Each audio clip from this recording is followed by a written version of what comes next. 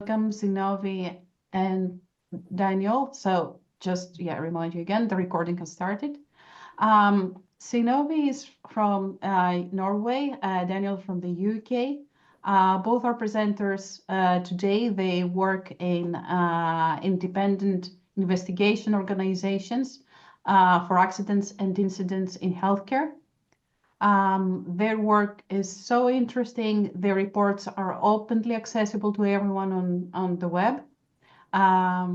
So this is I'm super excited to welcome them both because I am really following, and I know there's a lot of people following their work. If you could please go to the next slide, please, Diego. Perfect. So Synnøve Serigstad is the head of Relations, Learning and Quality Improvement at the Norwegian Healthcare Investigation Board, UKOM.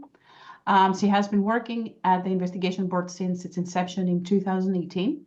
She is responsible for developing a healthcare investigation method and process, the board's internal education program, and ensuring that the board's reports and recommendations are conveyed in a pedagogical and useful manner for the recipients. Deinniol Owens is one of the deputy directors of investigation for the Health Services Safety Investigations body, HSSIB. He has been with HSSIB and its legacy organization, the Healthcare Safety Investigation Branch, since 2018.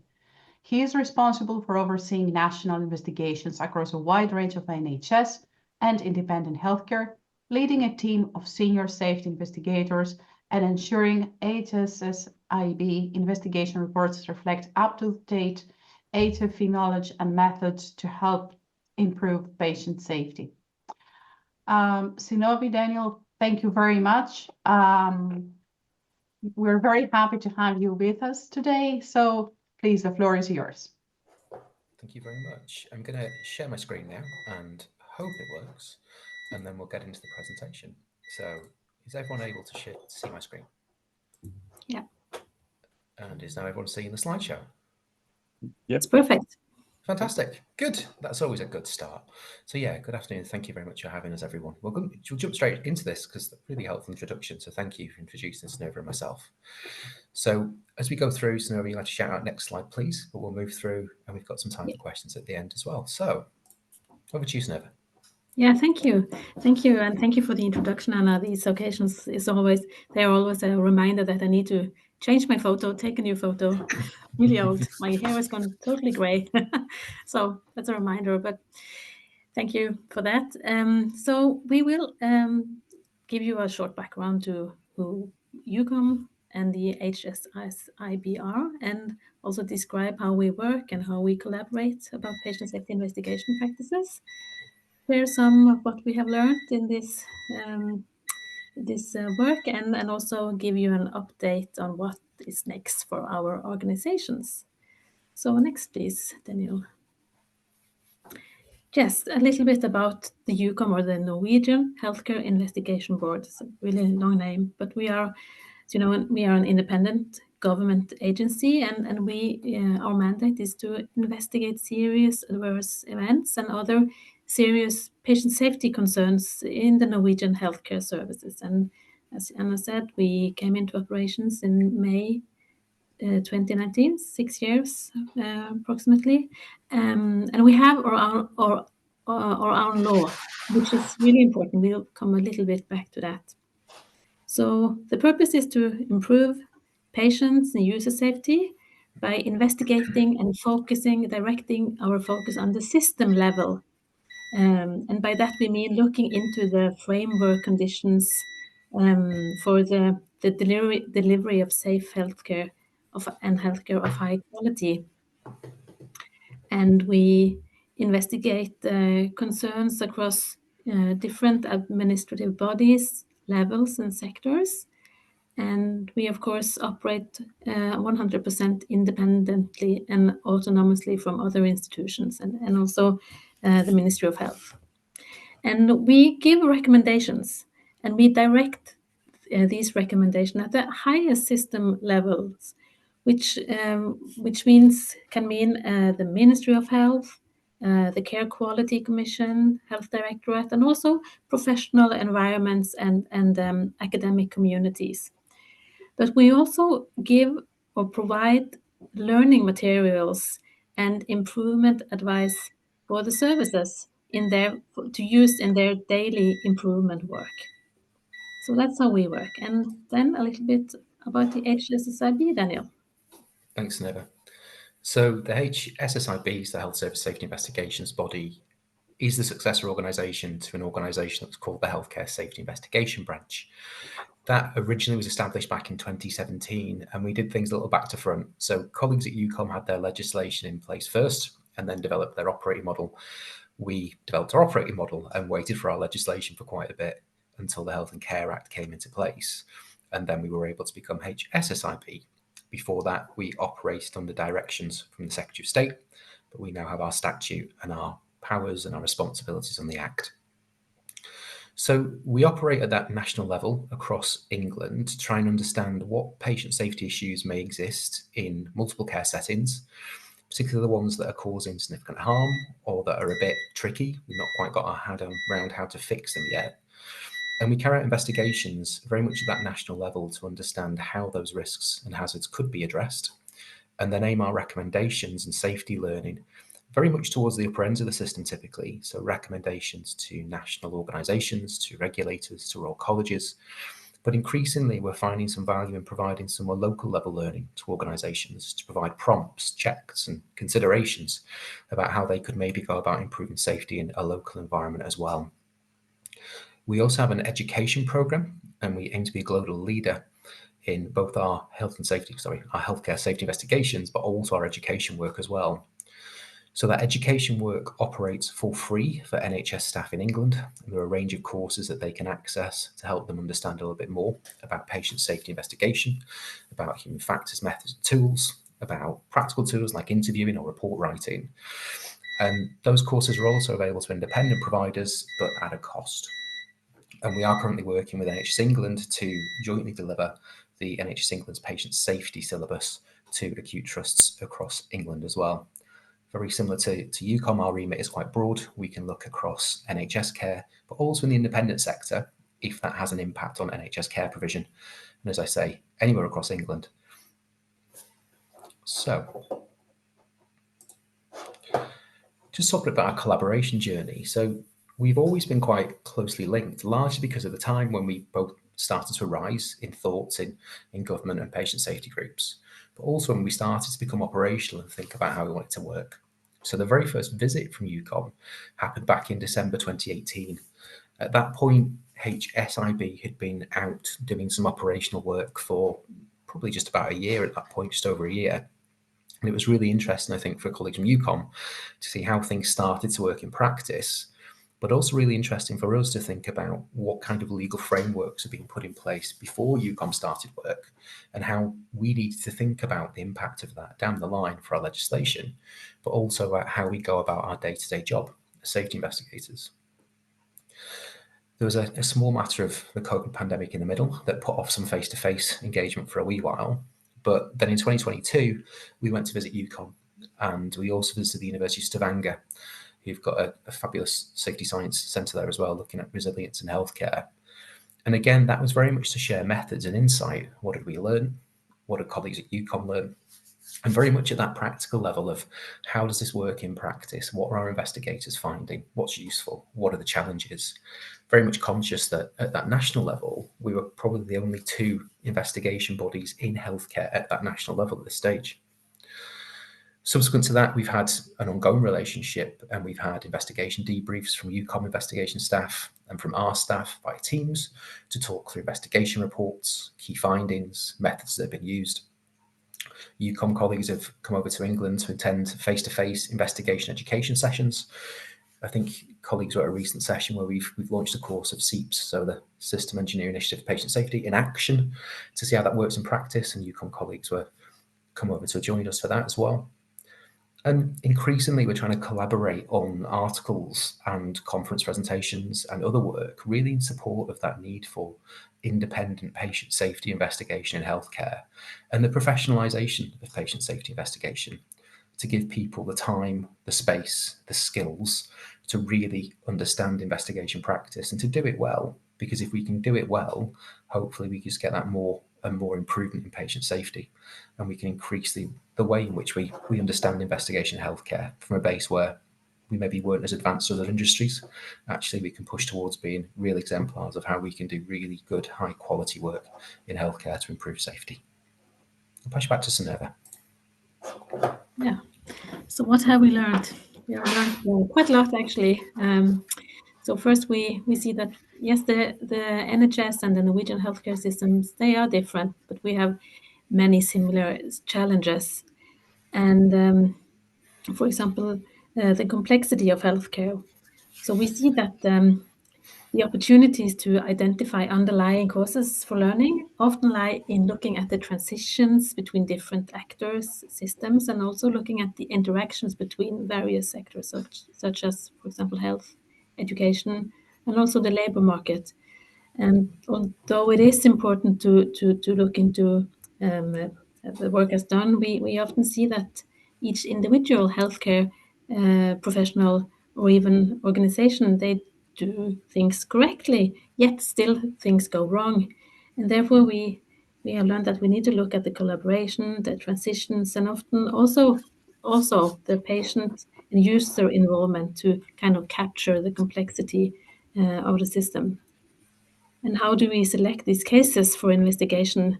Well, we both have and use selection criteria for selecting cases, and our criteria are highly inspired by the HSSIB's criteria, but we see that sometimes it's more of an art than a science in selecting these cases for investigations. So we are free to choose for ourselves which cases we go into and investigate. And we use the selection criteria really thoroughly in the beginning, but now we see that it's more of a strategic decision. And we look for cases and we go into cases that are bigger than themselves, that represent something bigger than themselves, and cases that can kind of be a door opener to a wider theme, patient safety theme.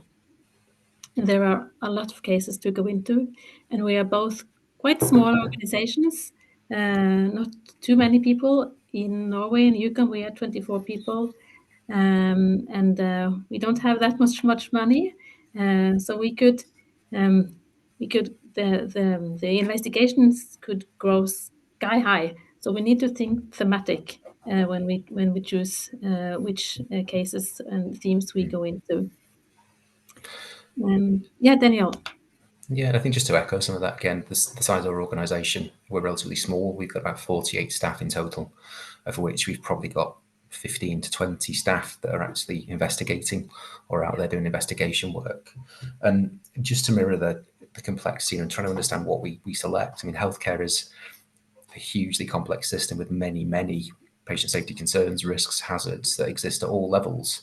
And it's very hard for a small team with a limited resource to really sometimes hone in on where do you get the most value, to use a better word, to investigate? Where's the biggest bang for your buck to improve safety? And our criteria, which I'm just double checking because they were re-released not long ago and we've updated them, we look at the potential harm to patients and staff. We look at the scale of the issue.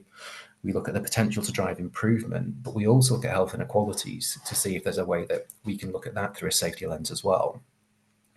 And the other thing around that complexity and selection is also how you bound investigations. I think particularly as HFE professionals, where we carry out system level investigations, we want to understand the interactions across a system, but the practical resource of cost, time, resource constraints mean we have to put a fence somewhere on where the terms of reference lay. And that sometimes can be really challenging because we could, and I'd love to investigate forever, but actually the longer you investigate, sometimes the slower you are getting safety learning out to the system. But if you rush it, do you get as much safety learning out as you need to? It can be quite a fine balance. Yeah. And we have some common issues. Yeah. And you can, if you go into our website and see the reports, we have there are some common issues that we have investigated, and you find the reports on our website. Mm-hmm. Another thing that we have learned is the is the need to develop a professional investigation and human factor expertise in healthcare. And I would say that in Norway, human factor is, it's almost unknown. It's unknown. I think it's a little bit better in England, Deinniol. Yeah, I think we're particularly in the patient safety plan for NHS England for England. There is mention of human factors professionals being engaged, being involved. But I think there's a real challenge because we understand human factors a little more in the context in healthcare, but I think it's often misrepresented. I think what's really taken hold in healthcare is the idea of human factors as things like crew resource management, psychology-based behaviour, which is part of human factors, but it's a part of the wider systems thinking. And sometimes it's a challenge to move people beyond that more individual focus to thinking about the wider system. Yeah. In Norway, it's totally unknown in the healthcare sectors. It's known in some other industries, transport, for example. But I had never heard of it before I started in UKOM, and actually we went over in 2018 and we visited the HSSIB. In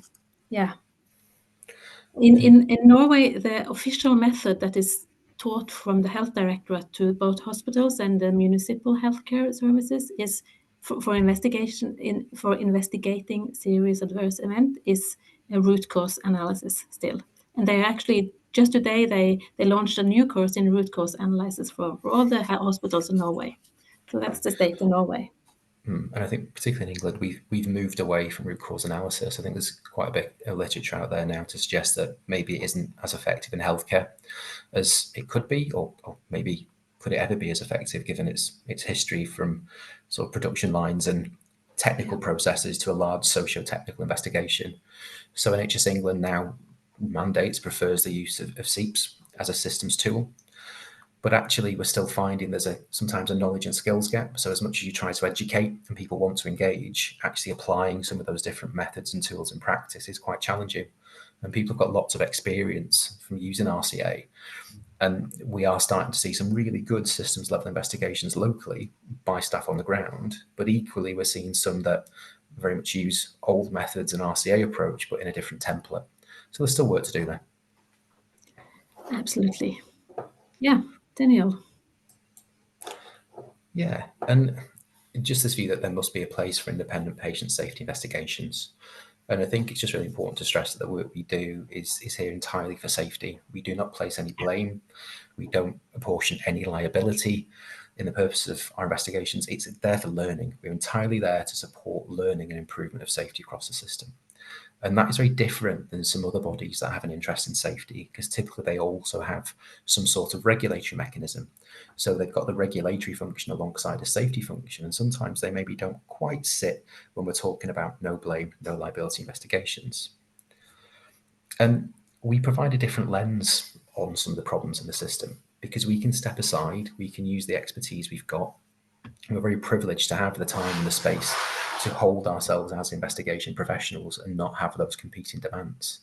And sometimes that can give us a different insight into the system.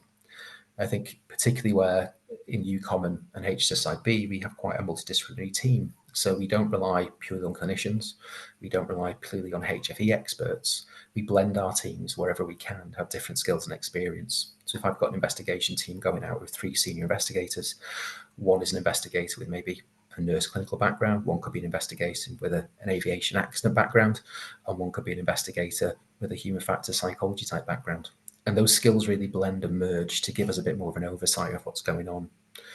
And we'll come on to this with UKOM, but the legal standing for investigations is important, because other industries have legal standing. They have investigation bodies in law that are understood, they're effective, people know what the crack is, but we still really struggle with people understanding what HSSIB is and how we actually work in the system. And Synnøve, has that been a challenge for UKOM as well? Yeah, that's a big challenge for us, and we look to other sectors in Norway or in Europe, and we envy the legal framework that they have, and they work under, for example, aviation, where it's an international legal system, and we don't have that in healthcare at all. And but I've been thinking maybe the WHO could take a role in these in making a kind of similar regulatory community for healthcare. Yeah. I don't know. It's a dream. And it's almost like we segued in practice this, so yeah. What's next? So in the absence of who taking that forwards, both UKOM and HSSIB have become founding members of what we're calling the International Patient Safety Organisations Network, so IPSON. And the aim of that is to really bring together countries with an active patient safety organisation. So that could be an investigation or purely focused on a wider patient safety remit.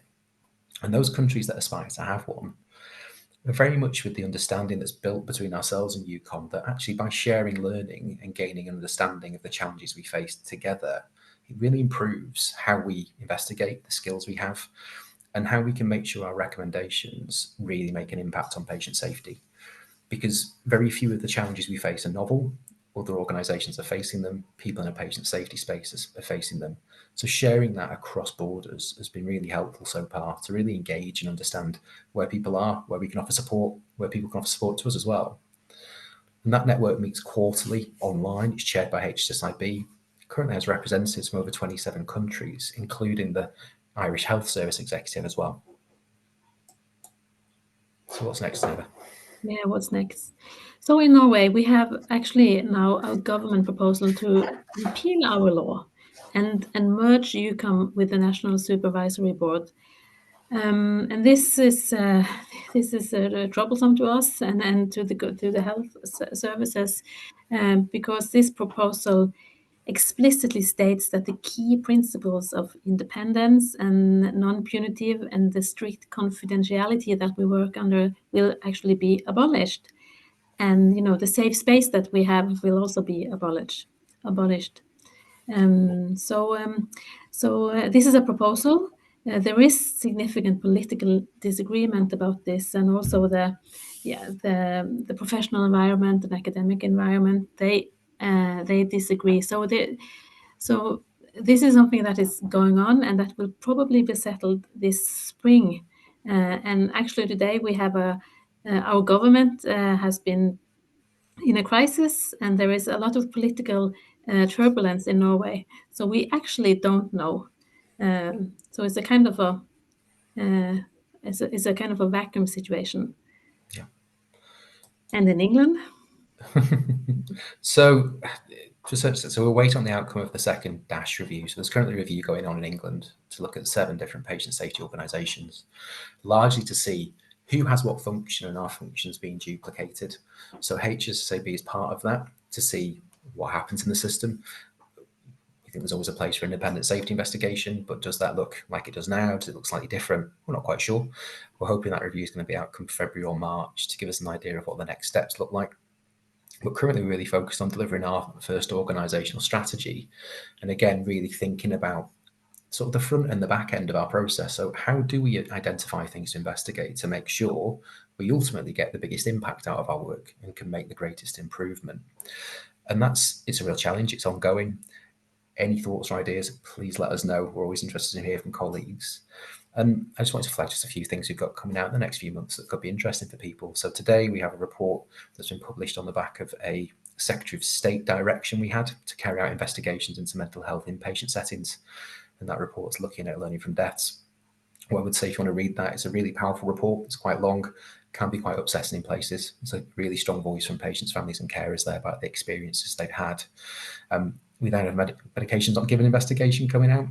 Again, this is an increased focus on that local work, trying to understand a local event and see how we can support organisations to think about things at that ground level. And then looking at ambulance services and ECG, education, training and competence. So hopefully gives you an idea of the breadth of some of our work and the different focus. So if you have any questions, our contact details are available on the slide that I'll sure be shared around. But other than that, I will stop sharing and see if we have any questions now.